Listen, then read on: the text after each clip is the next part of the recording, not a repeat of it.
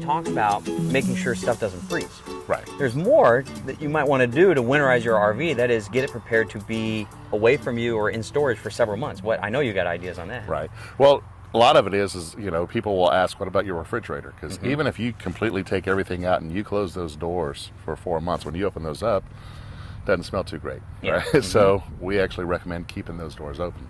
Okay. Wedge something there, use bungee cords, whichever, just keep them open. Okay. And then, of course, when you go back, now it's a whole lot easier for you to clean. You don't have the smell of those closed. If you're going to have it store outdoors, I would find a way to skirt it. Okay. If it's going to be stored outdoors, if it's going to be stored indoors, there's not much you need to do. The one last thing that I would definitely recommend, during the winterization process, if you can, at any cost, keep it plugged in. Okay. Even if you're, stepping it down to 15 amps. Oh, yeah, sure. Because, of course, you got your batteries there, right? And most of us, we have lead-acid batteries. The converter that's on there is going to maintain that battery, right? A lot of people think if they just simply hit their battery disconnect, their battery's going to be okay. It's not.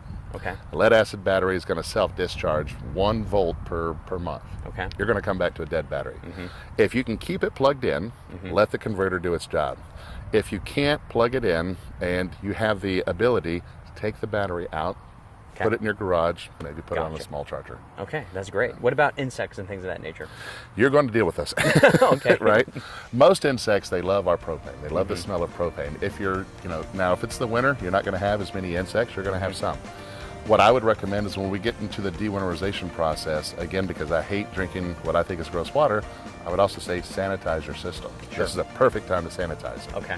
Right? So we just add one more step, go in and sanitize those. And that would take care of, anybody's. If you have the,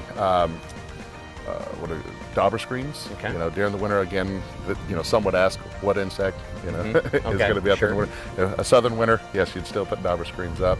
Those would help prevent for insects, but otherwise, if it's going to be 20 degrees, I don't know what insects. Yeah, that's a good point. Okay.